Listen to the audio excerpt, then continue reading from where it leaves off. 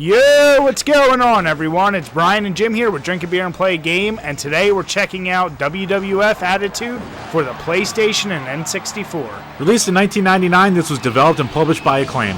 Well, it was developed by Iguana, but that's Acclaim's one development studio, so you get it. Anyway, it was also released for the Game Boy Color and the Dreamcast, for some reason. This is the sequel to WWF Warzone, which was actually pretty revolutionary for its time. Looking back, it didn't age quite as well, but this game had a lot more. Let's see how much it actually did. So graphically, let's start off as I always have, looking at Warzone versus Attitude. And as you can tell, all the models look a lot better. The actual animations are a little bit smoother, and just everything seems to be sharpened.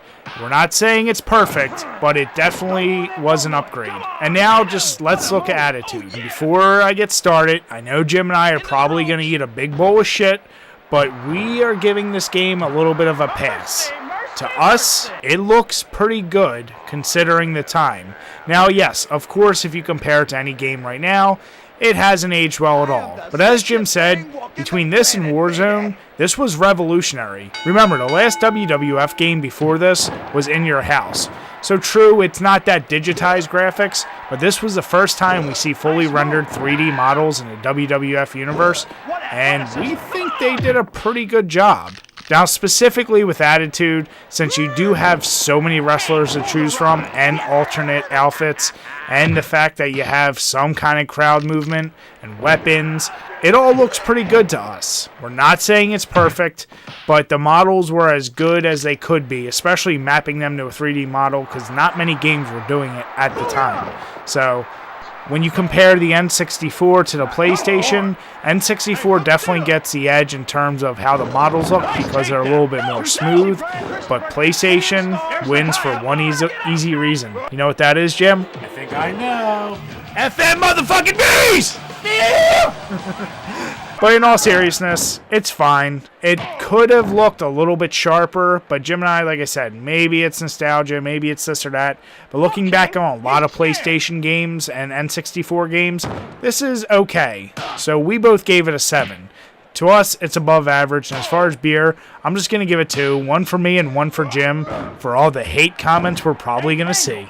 But WCW and NWO Revenge looks so much goddamn better. Why didn't you talk about that when you doing it? Because WCW was bought like a cuck. Well, not back then. Where are they now? Bought like cucks. Exactly. I got 2 words for you, Jim. Alright, the sound. Jim! Oh, what? You didn't say the 2 words. What were the 2 words, Bri? Suck it! It's like I'm 11 again. Anyway, now that I'm not interrupted, on to the sound. And it's actually disappointing. Well, if you compare the music tracks that you hear, it is going to be obviously better on the PlayStation because of the CD quality sound. And when it comes to the voiceovers, it's actually pretty good. I'm surprised by how well Shane McMahon sounds here, and Jerry Lawler is great as always. You actually get some sings by all the wrestlers too, and some of them can be a little goofier than others. Oh, you better recognize! Oh, you didn't know? But it still adds a nice little bit of flair to the game. Where the game really falls, though, is just how goddamn quiet it is during the matches.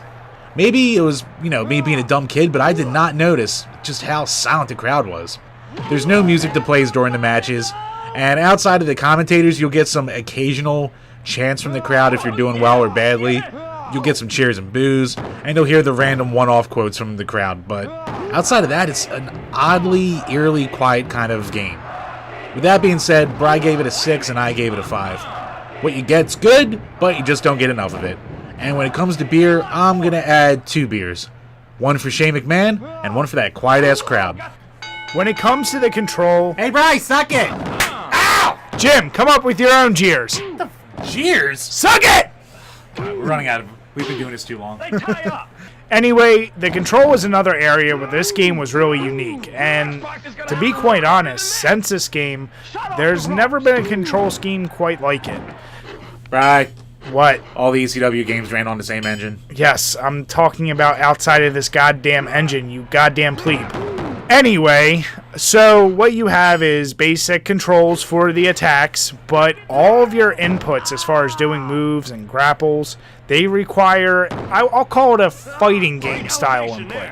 So you might hit forward, down, forward punch, or down, forward punch kick, whatever the case may be. Some wrestlers, it can be really tough to pull off moves, but I gotta say, once you do learn a move, it actually becomes pretty easy. And this is one of those handy games where it actually has a move list, which is once again uncommon for a wrestling game, especially at this time, because before this, it was usually just grapple, pound a few buttons, and you do something. With the exception of In Your House, which we've already talked about, that crazy-ass combo system. Basically, all the wrestlers do have a few moves that they share, like the hip toss, body slam, but as you can see from an example like this, each of them does have a set unique number of moves. Now the thing we liked is we felt doing finishers in this game was a hell of a lot easier than Warzone. I can't tell you how many times I would try to do finishers in Warzone and couldn't. And then I play a game like this and look how many times I did this finisher at Jim. Damn it. So Jim and I, we didn't find that much fault with it. Sure, we would have preferred to have a more simplistic wrestling game, but the control, as far as how it went, it was fine. We both gave it a 7. As far as beer, I'm just going to add 1 for Jim being such a plebe and not understanding that I was talking about the engine. Alright, the gameplay. It really didn't add that much new as far as core gameplay goes from what it did in WWF Warzone. That being said, it still has that weird kind of arcadey but also simulation-y kind of action, where you're just really trading your special moves back and forth, maybe trying to build up the crowd to cheer for you so you can get a little bit more power. But it never really flows like a real wrestling match. People don't stand the ground long. Everyone just gets up almost immediately from special moves. And outside of finishers, it's kind of, I don't know, it's weird to talk about, but certain things just don't really flow the way you'd like. There are a ton of gameplay options here. So they added a bunch of new stuff like 4-ways and triangles and triple threats and stables and gauntlet and falls count anywhere and battle royals and just modes out the ass, which is great, and they're all good additions to the game. Another good addition is the fact that you can create stables and you can create pay-per-views. But having these options is really cool and does add a lot to the overall gameplay experience, besides the fact that you can have between 2 and 4 players depending on the systems you're playing on, blah, blah, blah, blah, blah, blah. It's a lot here, but the in-ring action itself, I gotta be honest at this point, it gets a little boring after a while. I tried getting through some of the gameplay, or the story mode again, and wow, does this drag on. The engine itself just isn't interesting enough for long play, but if you're a wrestling fan, especially at the height of it, it gave you a lot to come back to. So, revisionist history aside, I guess, Brian gave it a 7, and I gave it a 6. It's solid, it's just not any amazing wrestling game. And when it comes to beer, I'll just add 1 for being able to make 205 live. The originality is the one area where this game really doesn't stand up. Like Jim said, the engine's the same, the mechanics are the same.